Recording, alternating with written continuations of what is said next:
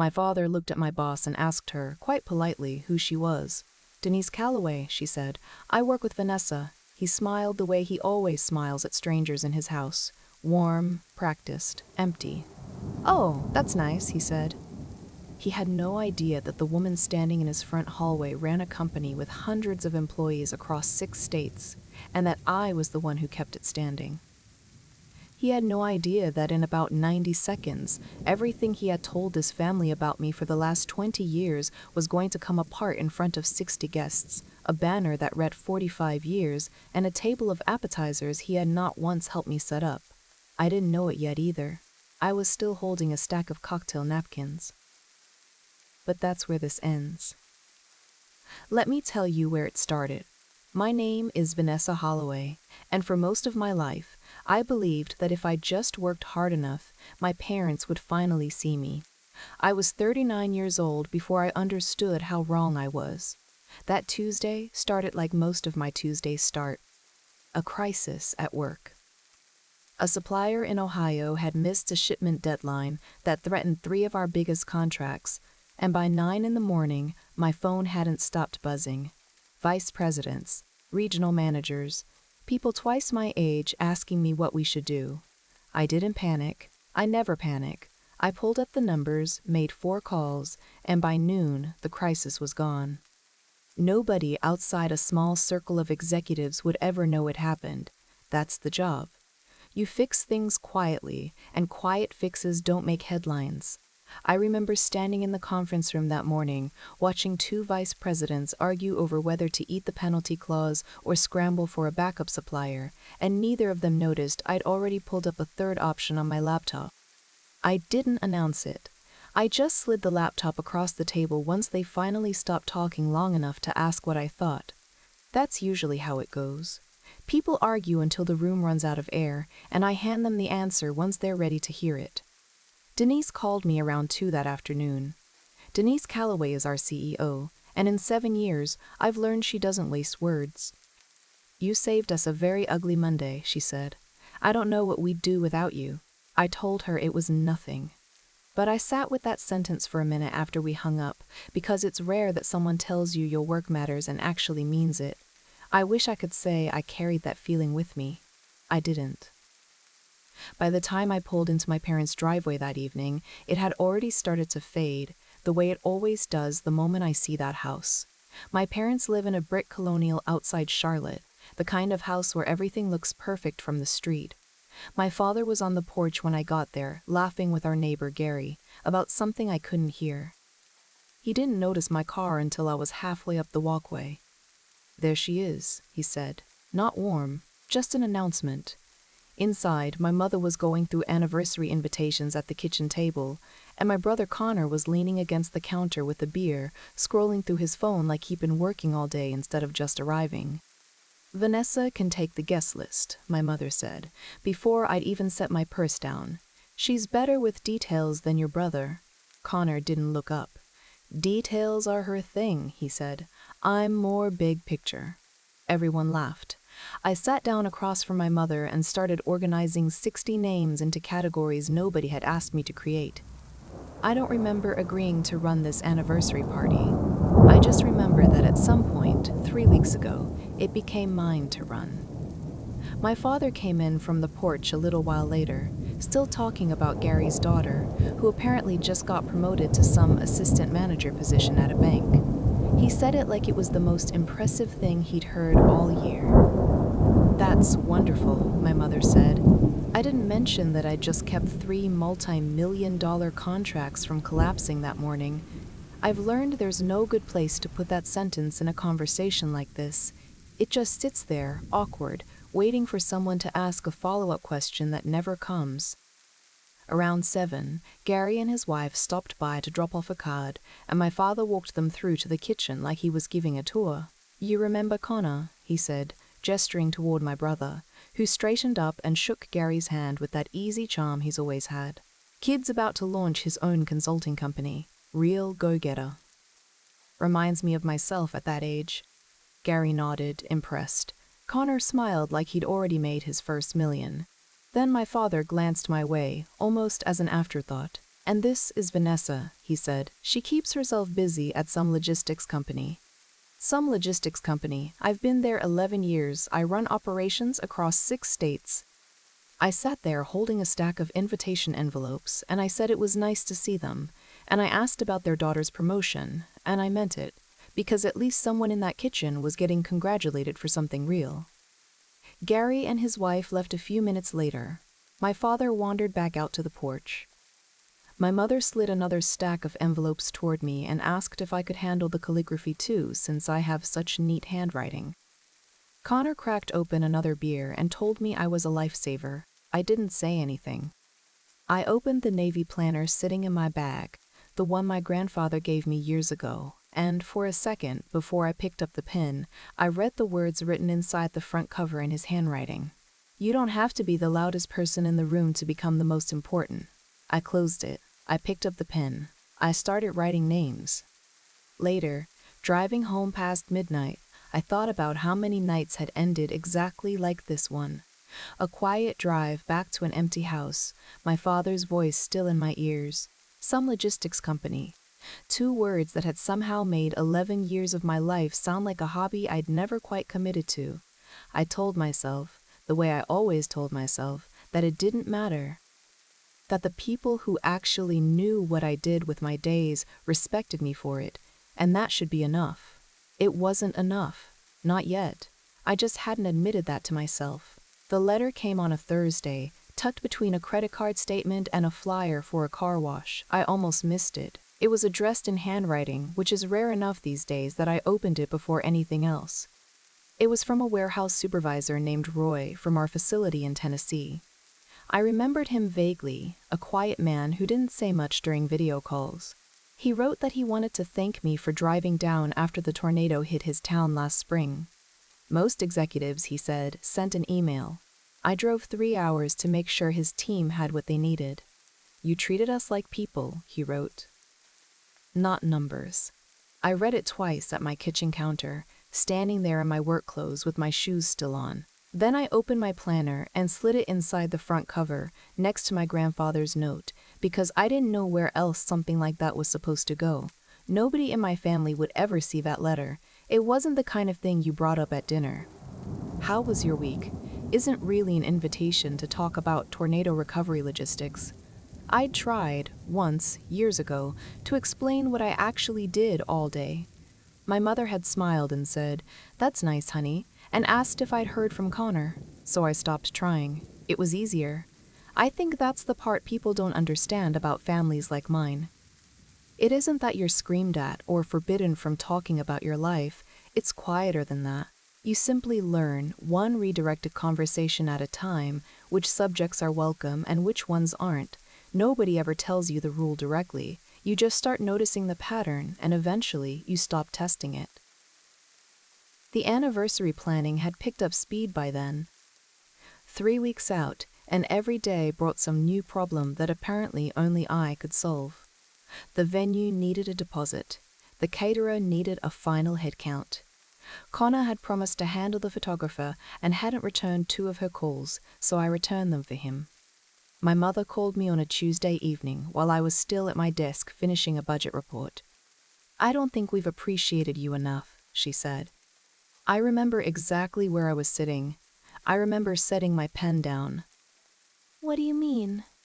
"You do so much for this family, Vanessa. I was just saying that to your father last night. We're lucky to have you." For a second, just a second, something in my chest loosened. I actually thought, maybe this is it.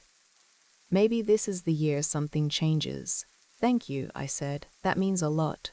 "Of course, sweetheart." A pause. Then, "Actually, while I have you, the florist needs a deposit by Friday, and Connor's a little tight this month with the business getting off the ground. Would you mind covering it?" "I'll make sure you get paid back." I sat there holding the phone, the warmth from 30 seconds ago already gone cold. "How much?" I asked. "Just 400. It's really nothing in the scheme of things." It wasn't the money. $400 meant nothing to me. What meant something was the order those 2 sentences came in. "I don't think we've appreciated you enough." And then, immediately, "Here's one more thing we need from you." "I'll take care of it," I said. You're a lifesaver." I hung up and sat in the quiet of my office for a while. Somewhere down the hall, the cleaning crew had started their rounds, the low hum of a vacuum drifting under the door. I thought about Roy's letter sitting in my planner. I thought about Denise telling me she didn't know what she'd do without me. 2 people had told me the same thing that month. I didn't know what they'd do without me. Only one of them had also asked me for $400 in the same breath. I paid the florist on Thursday. I didn't mention it again, and neither did my mother, because from where she stood, nothing unusual had happened. A daughter had helped her family. That's what daughters do. That weekend, I drove out to see my Aunt Margaret, mostly because she'd asked me to help her set up a new phone, and partly because she's the only person in that family who has ever really looked at me when I talk. She made tea.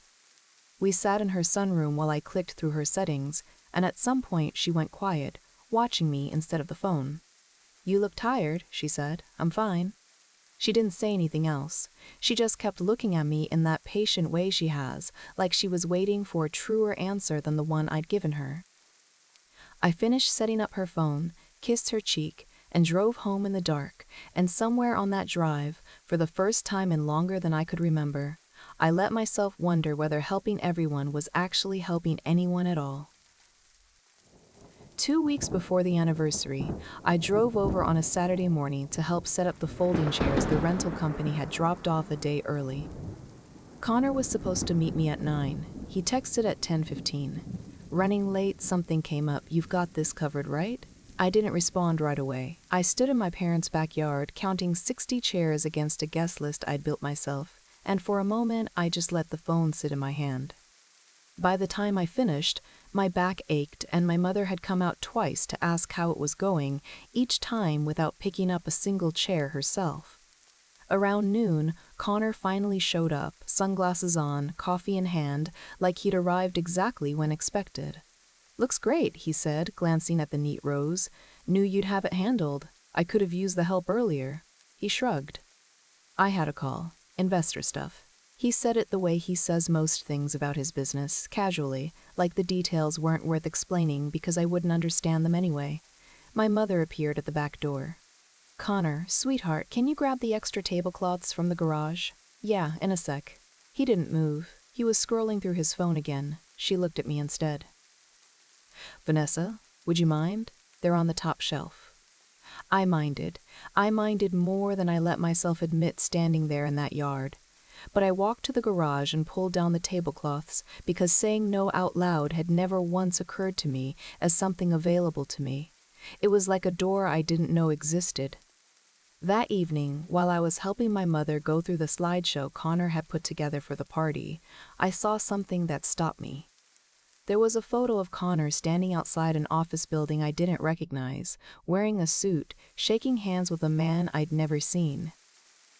The caption underneath, in Connor's handwriting on the printed slide, read, "Founding Holloway Consulting Group, Turning Vision into Reality." "When did he found a company?" I asked. My mother didn't look up from the box of programs she was folding. "Oh, it's still getting off the ground, but your father wanted it in there. He's very proud." I looked at the photo again. I knew, because I'd asked him myself 2 months earlier, that Connor had registered an LLC and nothing else. No office, no employees, no clients that I'd ever heard him name. The man in the photo could have been anyone. A stock image, a conference handshake, something borrowed to look like proof of a thing that didn't exist yet. What struck me wasn't even the lie itself. It was how easily it had been accepted. Nobody in that kitchen had asked a single follow-up question.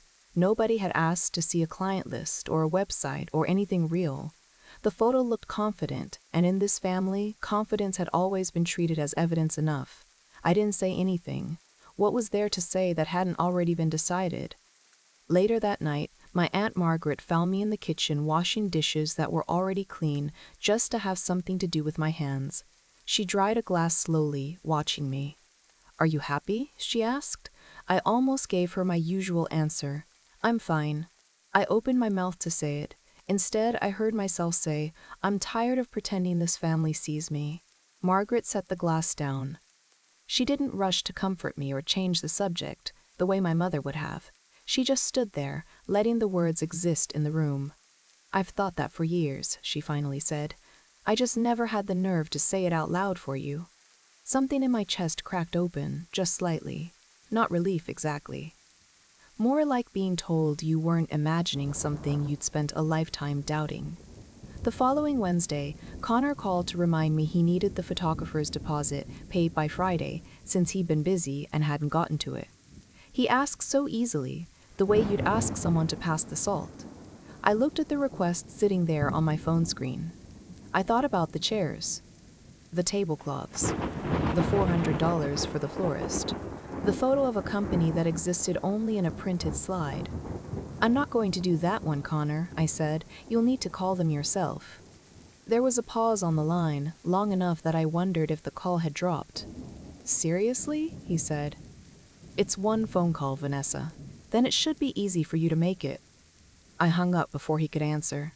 My hands were shaking slightly, not from anger, but from how unfamiliar the sentence had felt coming out of my own mouth. I sat there in my kitchen for a long moment, waiting to feel guilty. The guilt didn't come, not the way it usually did. For the first time in longer than I could remember, I had said no, and the world hadn't ended. Connor didn't call the photographer.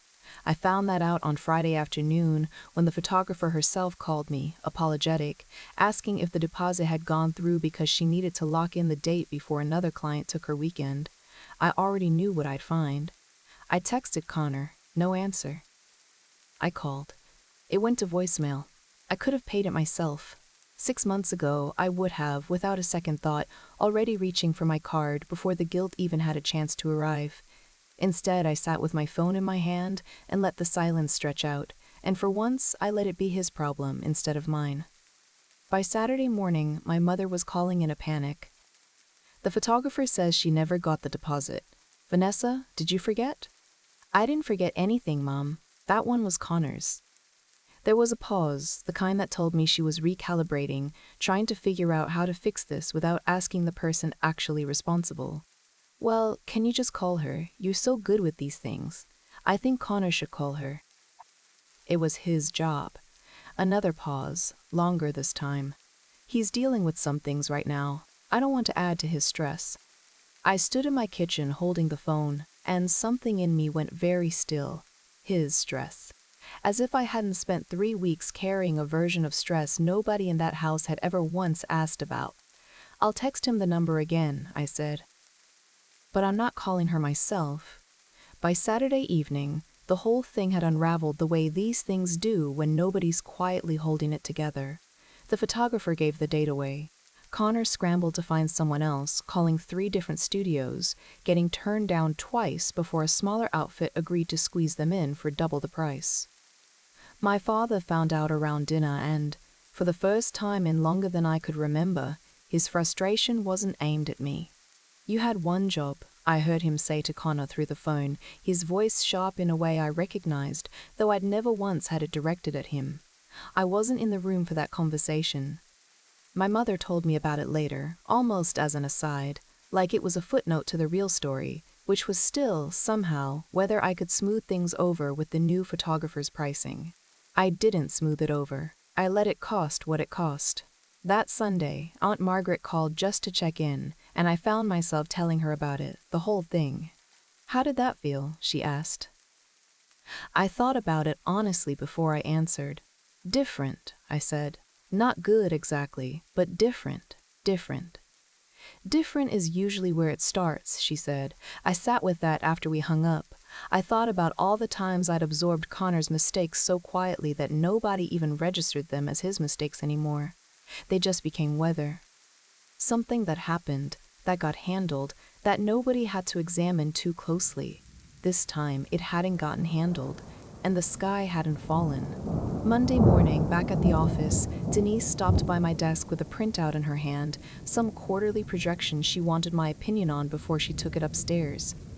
She sat on the edge of my desk the way she does when she actually wants to talk, not just delegate. "You seem distracted lately," she said. "Everything all right at home?" "My parents' anniversary is coming up," I said. "There's a lot going on. Big family, huh?" "Something like that." She studied me for a second longer than the conversation required, the way she does when she's deciding whether to push. She didn't push. She just nodded, tapped the printout against my desk, and said, "Well, whatever it is, you've got this. You always do." It was such a small thing to say. She meant it as encouragement, nothing more. But sitting there, I felt the shape of something I hadn't let myself feel in weeks. Somebody believed I could handle anything. I just wished for once that belief came from someone who'd actually watched me try. Denise called on a Thursday afternoon, 2 days before the anniversary. "I know this is bad timing," she said, "but Whitmore Logistics wants to meet Saturday. Their VP is only in town this weekend, and they're talking about doubling their contract with us." I felt the familiar tightening in my chest, the old instinct to say yes to everything at once. Instead, I heard myself say, "Saturday's my parents' anniversary." I already committed to being there. There was a pause on the line, not a cold one, just Denise, thinking. "Family comes first," she said finally. "We'll handle it Monday. Go celebrate with your parents." I thanked her and hung up and sat there for a moment feeling something unfamiliar. Not guilt, not the scramble to figure out how I could do both. Just quiet relief that someone had said those words to me without expecting anything in return. It made me think about how rarely I heard that phrase directed at me from the people it was supposed to come from. That evening, I drove to my parents' house for the final walkthrough. Connor was already there, standing in the dining room, practicing his speech out loud to no one, his phone propped against a vase so he could film himself. He didn't notice me in the doorway until I cleared my throat. "Oh, hey." He clicked the phone off, a little embarrassed, though not embarrassed enough to stop, just running lines. "You want to hear it?" "Sure." He cleared his throat and started again, more polished this time, his voice taking on that easy warmth he uses when he wants a room to like him. He thanked our parents for their example. He thanked the friends who'd supported him through, in his words, an incredible year of growth. He mentioned mentors. He mentioned Dad's business instincts, the ones he said he'd inherited. He didn't mention me. Not once. Not the years of quietly fixing what he broke, not the $400, not the chairs, not any of it. I stood there and listened to a speech about legacy that had somehow erased me from the family it was supposedly honoring. "What do you think?" he asked, looking pleased with himself. "It's very you," I said. He took that as a compliment. I let him. Later, while my mother went over the final seating chart, I noticed her rearranging one of the tables, moving my name card from a spot near the front to one along the back wall, closer to the kitchen doors. "Why the change?" I asked. "Oh, that's just easier for you," she said, not quite meeting my eyes. "You'll be running back and forth, checking on things anyway. No sense putting you somewhere you'll have to keep excusing yourself from." It made a kind of sense, the way most of it always did. Practical, reasonable, and also, somehow, exactly where I'd always been. At the edge of things. Close enough to be useful, far enough not to be seen. I thought about all the tables I'd ever been seated at in that house. The kids' table long after I'd stopped being a kid. The folding chair pulled in at the last minute when the good table filled up. There was always a logic to where I ended up sitting, and the logic was always about convenience, never about belonging. I used to think that was just how big families worked. I was starting to understand it was simply how this family worked. I didn't argue. I just looked at that seating chart for a long moment, my name tucked into the margins of my own family celebration, and I felt something settle in me that wasn't quite anger and wasn't quite sadness. It was closer to clarity. I drove home that night with the windows cracked, the cool air doing very little to clear my head. At a red light, I found myself thinking about Denise's words from that afternoon. Family comes first. She'd said it so easily, so certainly, as if it were simply true, as if it didn't need to be earned. I wondered what it would feel like to actually believe that about the people I was driving home from. At my kitchen table, I opened the planner out of habit more than need. Roy's letter was still tucked inside the cover, next to my grandfather's note. I read the note again, but this time I noticed something different in it. It wasn't asking me to prove anything. It never had been. I was the one who'd spent 30 years turning it into a test. I closed the planner without writing anything down. For the first time in longer than I could remember, I didn't need it to tell me who I was. Saturday was 2 days away. I still didn't know, walking into that house, whether I wanted my parents' approval as badly as I once had. That question scared me more than anything Connor's speech had left out. If any part of this feels familiar to you, if you've spent years being the one everyone counts on and no one thanks, I want you to know something before we go any further. Being needed and being valued are not the same thing. You are allowed to notice the difference. Stay with me. What happens next is the part I think about the most. Take care of yourself. The house looked exactly the way my mother had wanted it to look. String lights across the backyard. White folding chairs in perfect rows, the same ones I'd set up myself 2 weeks earlier. A banner over the patio doors read 45 years, in gold script my mother had ordered without asking my opinion, though I'd been the one to approve the vendor. By 6, the yard was full. Neighbors, church friends, cousins who'd driven in from 3 states over. My father moved through the crowd shaking hands, glowing in that particular way he does when an audience is watching him be a father, rather than actually being one. I stood near the patio doors for a moment before anyone noticed me, just watching it all settle into place. 60 chairs I'd counted twice. A menu I'd approved after 3 rounds of tastings nobody else attended. Flowers that matched a color scheme I'd chosen from a swatch book my mother never opened. It was, in every way that mattered, my work standing there under those string lights. Nobody would ever describe it that way. It would simply be described as a beautiful party, the way weather is described as nice, with no mention of what it took to arrange it. I spent the first hour refilling drinks, directing the caterers, making sure Great Aunt Rosalind had a chair in the shade. Nobody thanked me for any of it because nobody noticed it was happening. That's the strange gift of being reliable. You become part of the furniture. Aunt Margaret found me near the drinks table around 7, a glass of lemonade in her hand she wasn't drinking. She didn't say much. She just stood beside me for a while, watching the same crowd I was watching, and something about the way she stood there told me she already sensed the evening wasn't finished with us yet. Connor found his moment around 7:30, once most of the guests had a drink in hand and the light had gone soft and gold. He tapped a fork against his glass, and the yard quieted, and he stood at the front near the gazebo, effortless, glowing under the string lights like he'd been born for exactly this. "I want to say a few words," he began, "about 2 people who taught me everything I know." He talked about our father's work ethic, our mother's warmth. He talked about growing up in this house and what it meant to carry the Holloway name forward. He got a few laughs. He got a few tears from the older relatives. And then, near the end, he said the line I'd already heard once in that dining room. "I guess I inherited Dad's business instincts." The crowd applauded. My father beamed, wiping at his eyes with the back of his hand. I stood near the drinks table, a stack of napkins in my hand, and I clapped too, because everyone else was. Connor never once said my name. I told myself it didn't matter. I told myself that so many times by now it should have started to feel true. That's when the front door opened.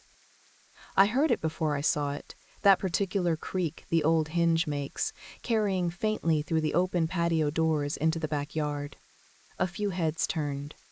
My mother, standing near the dessert table, glanced toward the house with mild confusion, the look of someone checking a guest off a list that didn't need checking. Then I saw her. Denise Calloway, standing in the front hallway in a soft green dress, holding a wrapped gift and a bouquet of white flowers, looking exactly as composed as she does walking into a boardroom. My stomach dropped straight through the patio stones. She hadn't told me she was coming. I found out later she'd been finishing a meeting in Charlotte and thought, on a whim, that it would be kind to drop off flowers for the parents of the woman she trusted more than almost anyone at that company. A small gesture, a thoughtful one. She had no idea what she was walking into. I moved toward her, too late to intercept anything, arriving just as my father reached the hallway with his hand already extended, his public smile already in place. "Well, hello there," he said. "And you are?" Denise Calloway. She shook his hand warmly. I work with Vanessa. Oh, that's nice. He said it the way he says most things about my job. Pleasant, empty, already moving on. Denise smiled, that patient smile she gets in meetings when someone hasn't quite understood the situation yet. Actually, she said, Vanessa reports directly to me. A few guests nearby had gone quiet, that instinctive hush people get when they sense something is about to matter.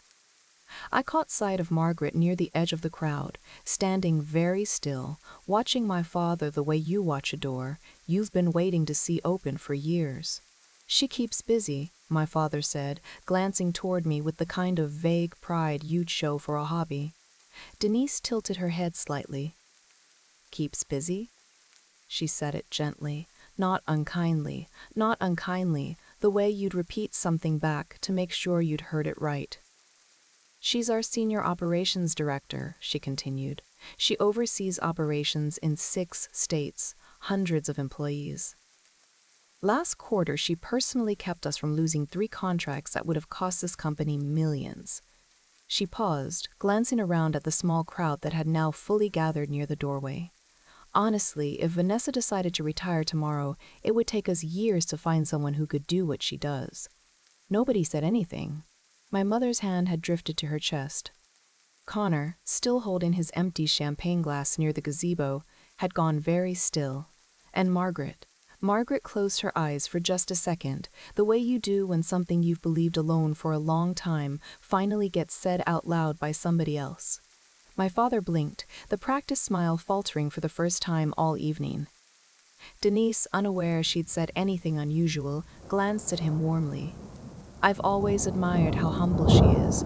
She never mentions any of it. She looked at my father directly. You must be incredibly proud. The silence that followed didn't feel like the quiet after a joke or the quiet before applause. It felt like the silence of 60 people simultaneously recalculating something they believed for years. I stood there in the doorway between the hall and the backyard, holding a stack of cocktail napkins, watching my father's mouth open slightly and produce no words at all. For the first time in my entire life, I watched him realize that a stranger knew more about his daughter than he did. Denise stayed for a polite 20 minutes after that. She hugged my mother, admired the flowers she'd brought as if she hadn't just rearranged the entire architecture of my family with one paragraph, and then found me by the drinks table before she left. I hope that was all right, she said quietly. I didn't mean to make a scene. You didn't, I said. You just told the truth. She studied my face for a moment, and something in her expression told me she understood more than she was saying. She squeezed my arm once and let herself out, and the party limped forward around the space she left behind. Nobody spoke to me directly for a while after that. They spoke around me. I caught pieces of conversations shifting through the yard, the way water finds a new path after something blocks the old one. A cousin asked my mother quietly, I didn't know Vanessa did that. Wow. An old neighbor asked my father, 6 states? That's incredible, and I watched him nod, still looking a little stunned, like he was hearing about a daughter he'd never met. Margaret found me lost, near the fence line, away from the noise. She didn't say anything at first. She just took my hand.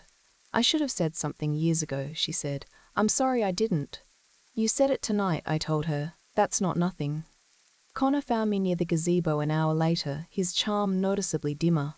That was quite an entrance, he said, trying for a joke. I didn't laugh. It wasn't an entrance, Connor. It was just my boss telling the truth. He opened his mouth like he wanted to say something clever, something that would put the room back the way it had been an hour earlier. Nothing came out. For the first time in longer than I could remember, people weren't waiting on his words. They were still turning mine over quietly at their tables. The party ended a little early. Most parties do, once the air's gone out of them. The weeks after were quiet in a way I wasn't used to. I kept waiting for the old rhythm to return, the favor asked disguised as a compliment, the subject changed the moment I mentioned work. It didn't come, not right away, and the absence of it felt strange, almost disorienting, the way a room feels too quiet after you've turned off a sound you'd stopped noticing years ago. My father called twice that first week, awkward, meandering calls where he asked about the weather before he could bring himself to ask about work. I answered honestly. He listened. It wasn't much, but it was more than he'd asked in years. My mother started coming by on Sundays, not to hand me a task, but just to sit on my porch with a cup of coffee. The first time, she cried a little, out of nowhere, over nothing in particular. I don't know how I missed it, she said, all of it. I didn't tell her it was fine. It wasn't, not entirely, not yet. But I let her sit there. That felt like enough. Connor called twice in those weeks too, both times asking for advice, not money. I gave it. What he did with it was his business now, not mine. Months later, Denise called me into her office on an otherwise ordinary Tuesday. She didn't waste words the way she never does. I'm promoting you, she said, Vice President of Operational Strategy. You've earned it 10 times over. I sat there for a moment, letting it land the way it deserved to. That evening, I called my father to tell him. He got quiet on the phone, and then, in the middle of telling me how proud he was, I heard him start rehearsing how he'd tell Gary next door. Dad, I said gently, you don't have to convince anyone I'm successful anymore. I already know who I am.